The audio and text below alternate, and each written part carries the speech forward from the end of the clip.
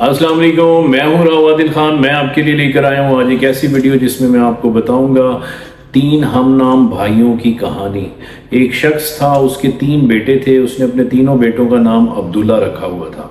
वो अपने बेटों को पालता पोसता बड़ा किया, पढ़ाया लिखाया, जवान हो गए बेटे उसके, और वो बूढ़ा हो गया। इतना बूढ़ा हुआ कि अब वो तकरीबन करीबुल मर्ग था। तो उसने अपने तीनों बेटों को बुलाया और वसीयत की अबाउट वरासत।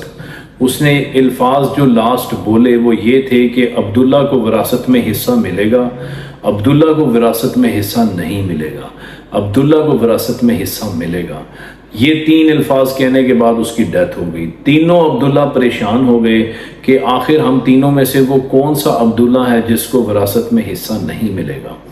अब इस बात के हवाले से वो सोचने पर मजबूर हो गए कि हम में तीनों में वो कौन अब्दुल्ला है जिसको नहीं हिस्सा मिलेगा। लेकिन इस सवाल का जवाब उन्हें नहीं मिला और उन्होंने ये प्लान किया कि हमें शहर जाना चाहिए और काज़ीउल वक्त जो है उससे फैसला करवाना चाहिए। तीनों भाई शहर के लिए रवाना हुए। रास्ते में उन्हें एक शख्स मिला। वो शख्स काफ़ी परेशान था। उन्होंने पूछा, आप क्यों परेशान है? उसने कहा, मेरी ऊँटनी चोरी हो गई है, मैं इसलिए परेशान हूँ। अब जैसे ही उन्होंने ये बात सुनी कि उसकी ऊँटनी चोरी हो गई, तो पहले अब्दुल्ला ने कहा कि क्या आपकी ऊँटनी अंधी थी? उसने कहा, जी ऐसे ही था। दूसरे अब्दुल्ला ने कहा, क्या आपकी ऊँटनी की एक टांग लंगड़ी थी? उसने कहा, जी ऐसे ही था। तीसरे अब्दुल्ला ने कहा, क्या आपकी ऊँटनी की दुम कटी हुई थी? उसने कहा, जी ऐसे ही था। अब वो शख्स के माइंड में आया कि ऊँटनी इनके पास है, तो उसने फौरी तौर पे कहा, जी हाँ यही तीनों अलामात थी मेरी ऊँटनी की, काइंडली मेरी ऊँटनी मुझे फौरी तौर पर वापस दे दें। तो उन तीनों ने कहा कि हमारे पास तुम्हारी ऊँटनी नहीं है। लेकिन उस शख्स ने कहा, जो तीनों चीज़ें आपने बताई मेरी ऊँटनी में थी, अगर आपको ये निशानियाँ पता है, इट मीन्स ऊँटनी आपके पास है, आपने ज़िबा करके खा ली है। अब ये बात चली तो उसने कहा कि इसका फैसला हम काज़ीउल वक्त से करवाएंगे। अब वो यही बात लेकर काज़ीउल वक्त के पास उनको ले गए। और अब क्या हुआ कि उन तीनों भाइयों ने कहा कि हम भी वैसे ही काज़ीउल वक्त के पास जा रहे थे, तो आप भी साथ चले चलें। अब वो चारों शख्स जाकर काज़ीउल वक्त के पास चले गए और जाकर उन्होंने मामला बताया कि जी ऐसे ऐसे मेरी ऊँटनी चोरी हुई है, और इन 3 लोगों ने उसकी निशानियां बताई हैं। तो उन 3 निशानियों से ये जाहिर होता है कि ऊँटनी इनके पास ही है, इन्होंने चोरी की है। तो काज़ीउल वक्त ने पहले अब्दुल्ला से ये पूछा कि आपने क्या ये कहा है कि ऊँटनी अंधी थी? उसने कहा, जी मैंने कहा। उसने कहा, आपको कैसे मालूम? उसने कहा, सर ऊँटनी मेरे पास नहीं है, मैंने आसार देखते हुए ऑब्जर्वेशन के अकॉर्डिंगली कहा है कि ऊँटनी अंधी थी, क्योंकि रास्ते में जब हम आ रहे थे तो जो रास्ते में खेत थे, जो वहाँ पर फूल बूटे लगे हुए थे, वो एक साइड से खाए गए थे, दूसरी साइड को छोड़ दिया गया था। वो उसी सूरत में हो सकता है कि किसी जानवर की एक आंख काम करती हो, दूसरी आंख काम ना करती हो, तो वो एक साइड से फिर खाता है, दूसरी साइड को छोड़ देता है। तो मैंने जब इस तरतीब से एक चीज को खाते हुए देखा, यानी कि ये वाले खेत जो हैं इस अंदाज में खाए गए हैं, तो उससे मैंने ऑब्जर्व किया कि जो जानवर गुजरा है उस जानवर की एक आंख खराब है। उसने कहा, ठीक। उसने दूसरे अब्दुल्ला से पूछा कि तुम बताओ कि तुमने कैसे स्टेटमेंट दी कि उसकी एक टांग टूटी हुई थी? उसने कहा कि रास्ते में जब हम आ रहे थे तो मैंने जमीन पर आसार ये देखे कि 3 कदम तो भारी निशानात वाले थे और चौथा कदम जो था वो माइनर सा निशान नजर आता था। तो उससे ये अंदाजा होता था कि 3 टांगें तो उसकी बिल्कुल ठीक है, चौथी टांग शायद उसकी लंगड़ी है। तो इस बात को देख के, इस आसार को देख के मैंने इससे ये बात की थी कि क्या तुम्हारी ऊँटनी लंगड़ी है? तो तीसरे से उसने पूछा कि तुमने कैसे कहा कि उसकी दुम कटी हुई है? तीसरे अब्दुल्ला ने कहा कि सर जितने भी जानवर होते हैं दुम वाले, ये जब गोबर करते हैं तो गोबर करने के बाद साथ ही ये उस गोबर को अपनी दुम से हिलाते हैं और उसके कुछ ज़र्रात लेफ्ट और कुछ ज़र्रात राइट साइड पर जाकर गिरते हैं। लेकिन ये वाली जो ऊँटनी थी या ये वाला जो जानवर था, इसने जो गोबर किया वो एक तरतीब में सीधा आ रहा था बिल्कुल, जिससे मुझे ये मालूम हुआ कि इस जो जानवर है इसकी जो दुम है वो शायद कटी हुई है, जिसकी वजह से इसने गोबर को राइट और लेफ्ट साइड पर नहीं गिराया, बिल्कुल सीधा गिराया, क्योंकि दुम होती तो राइट और लेफ्ट पे जाता। उसने जब ये बात सुनी तो सुनने के बाद उसने उन तीनों अब्दुल्ला को तो बाइज्जत बरी कर दिया اور اس شخص کو کہا کہ تم ایسے کرو کہ یہ تینوں مجرم نہیں ہیں، ان تینوں کو کلیئر کیا جاتا ہے اور آپ جا سکتے ہیں۔ یہ بات سننے کے بعد اونٹنی والا شخص چلا گیا، پیچھے رہ گئے اب وہ 3 بھائی۔ ان 3 بھائیوں نے قاضی الوقت کو کہا کہ ہم اپنے مسئلے کے لیے آپ کے پاس آئے ہیں۔ قاضی صاحب نے پوچھا آپ کا مسئلہ کیا؟ انہوں نے کہا جی ہمارے والد صاحب تھے وہ فوت ہو گئے، فوت ہوتے انہوں نے کہا کہ پہلے عبداللہ کو وراثت میں حصہ ملے گا، دوسرے عبداللہ کو وراثت میں حصہ نہیں ملے گا، تیسرے عبداللہ کو وراثت میں حصہ ملے گا۔ تو انہوں نے جب یہ الفاظ کیے تو ہمیں اب یہ نہیں سمجھ آ رہی کہ وہ کون سا عبداللہ ہے جس کو حصہ نہیں ملے گا۔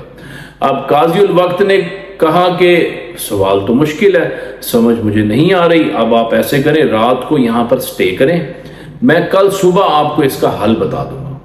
ان تینوں بھائیوں کو مہمان خانے میں ٹھہرایا گیا۔ تینوں نے تھوڑی دیر کے بعد آبزرو کیا جیسے ان کو چیک کیا جا رہا ہے، آبزرو کیا جا رہا ہے۔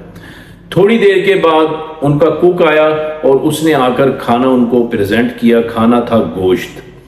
جیسے ہی اس نے روٹی اور گوشت رکھا تو پہلے عبداللہ نے کہا یہ گوشت کتے کا گوشت ہے، میں نے روٹی نہیں کھانی۔ دوسرے عبداللہ نے کہا یہ روٹی اس عورت نے پکائی ہے جو حاملہ ہے اور پورے دنوں سے ہے۔ تیسرے عبداللہ نے کہا مجھے تو یہ لگتا ہے قاضی الوقت ہی ناجائز اولاد ہے اپنے باپ کی۔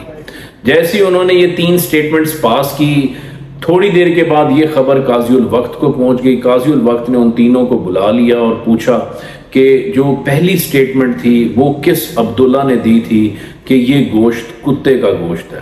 اب اس نے کہا کہ جی وہ میں نے سٹیٹمنٹ دی تھی۔ اس نے کہا آپ نے کس بیس پر یہ کہا کہ یہ گوشت کتے کا ہے؟ اس نے کہا کہ دنیا میں جتنے بھی جانور ہیں حلال، ان کے گوشت کے ساتھ چربی لگی ہوتی ہے، لیکن جو کتے کا گوشت ہوتا ہے اس کی چربی کے ساتھ گوشت لگا ہوتا ہے، یعنی چربی زیادہ ہوتی ہے، گوشت تھوڑا تھوڑا لگا ہوتا ہے۔ تو جو گوشت آپ نے بھجوایا وہ جب میں نے دیکھا تو اس میں چربی زیادہ تھی، گوشت کے صرف آثار تھے۔ اس سے مجھے اندازہ ہو گیا کہ گوشت کتے کا ہے۔ اس نے کہا ٹھیک ہو گیا۔ اس نے باورچی کو بلایا، بلا کر اس سے پوچھا کہ تم نے جو گوشت بھجوایا تھا پکا کر وہ کس جانور کا تھا؟ اس نے کہا قاضی صاحب کھانے کو کچھ نہیں تھا، مجھے کتا ملا، میں نے ذبح کیا اور اس کا گوشت بھجوا دیا شرارتی طور پر۔ اس نے کہا ٹھیک ہو گیا۔ اس نے دوسرے عبداللہ سے پوچھا کہ تم نے کس بات کے اوپر یہ کہا کہ یہ جو روٹی پکائی ہے ایک حاملہ عورت نے پکائی ہے اور وہ پورے دنوں کی ہے، تو یہ بات تم کس طرح کہہ سکتے ہو؟ اس نے کہا کہ قاضی صاحب جو روٹی پک کر آئی تھی وہ ایک طرف سے موٹی تھی اور دوسری سائڈ سے کچی تھی، یعنی ایک سائڈ سے پکی ہوئی تھی، ایک سائڈ سے بالکل کچی تھی، اور ایسی روٹی وہی عورت پکا سکتی ہے جو حمل سے ہو، یعنی اس کا پیٹ نکلا ہوتا ہے اور وہ تکلیف میں تھی، تکلیف کی وجہ سے اور پیٹ نکلنے کی وجہ سے وہ تندور میں جھانک نہیں سکتی تھی، تو جتنا اس کو نظر آ رہا تھا اتنی روٹی پک گئی اور وہ اس نے نکال کر رکھ دی۔ تو وہ تکلیف میں اس نے یہ روٹی پکائی اور وہ جو جھک نہیں سکتی تھی اس اندازے کی بنا پر میں نے کہا کہ جس عورت نے یہ روٹی پکائی ہے وہ حاملہ ہے اور پورے دنوں سے۔ قاضی الوقت نے معلوم کروایا کہ ہاں جی وہ عورت کو انہیں پتہ لگا، ہاں جی وہ حاملہ ہے اور اس کے عنقریب 2-4 دن میں اولاد ہونے والی ہے۔ تیسرے سے پوچھا اچھا پہلے 2 کو پھر قاضی صاحب نے یہ کہا کہ جو پہلے شخص جس نے کتے کے گوشت کے بارے میں بتایا اس کو بھی وراثت میں حصہ ملے گا، دوسرا شخص جس نے روٹی کے بارے میں بتایا تھا اس کو بھی وراثت میں حصہ ملے گا۔ اب جو تیسرا عبداللہ تھا اس سے کہا کہ تم نے یہ کس بات پر کہا کہ میں ناجائز اولاد ہوں اپنے باپ کی؟ تو اس نے کہا کہ قاضی صاحب مہمان خانے میں ہم آپ کے ایز اے گیسٹ آئے تھے، تو کبھی بھی مہمانوں کے اوپر جاسوس نہیں لگائے جا سکتے، تو آپ نے ہمارے اوپر ایک تو جاسوسی کے لوگ لگا دیے، دوسرا آپ نے جان بوجھ کر ہمیں کتے کا گوشت کھلانے کی کوشش کی، تیسرا آپ نے روٹی ایسی عورت سے پکوائی جو بیچاری آلریڈی پین سفر کر رہی تھی، تو یہ آپ نے ظلم انتہائی ستم اور ظلم کیا اس عورت کے اوپر۔ یہ ستم یہ ظلم وہی شخص کر سکتا ہے جو کوئی ناجائز اولاد ہو اپنے باپ کی۔ تو اس بات کے اوپر میں نے کہا کہ جو قاضی وقت ہے نا وہ اپنے باپ کی جائز اولاد نہیں ہے۔ تو قاضی الوقت نے اپنی والدہ کے پاس جا کر پوچھا کہ والدہ محترمہ یہ بتائیں کہ میں آپ کی جائز اولاد ہوں یا ناجائز؟ تو والدہ محترمہ نے فرمایا ہاں جی وہ ٹھیک فرما رہے ہیں، تم میری ناجائز اولاد ہو۔ اب وہ باہر آیا قاضی الوقت उसने आकर कहा उस शख्स को, बात तो तुम्हारी ठीक है लेकिन तुम्हें विरासत में हिस्सा नहीं मिलेगा। उसने कहा मुझे क्यों नहीं विरासत में हिस्सा मिलेगा?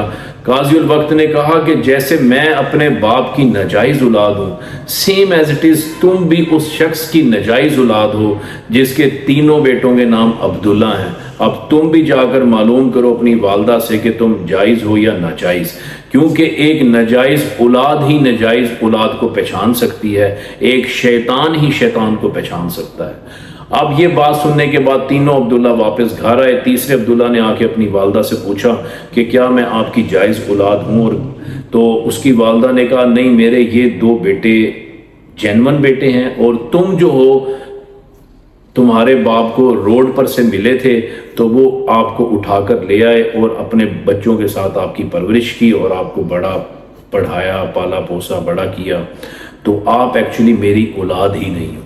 तो ये थी हकायात अरब। इससे आपको बहुत सी चीज़ें सीखने को मिलती हैं। आप देखें कैसे कैसे उन्होंने अपनी दानिशमंदी के साथ चीज़ों के बारे में बताया कि इन चीज़ों से कैसे कैसे हम चीज़ें ऑब्जर्व कर सकते हैं। उम्मीद करता हूँ आपको मेरी वीडियो पसंद आई होगी। अगर वीडियो पसंद आई है तो मेरे चैनल को सब्सक्राइब करें, बेल आइकन को प्रेस करें और एक खूबसूरत सा कमेंट करें। अस्सलाम वालेकुम।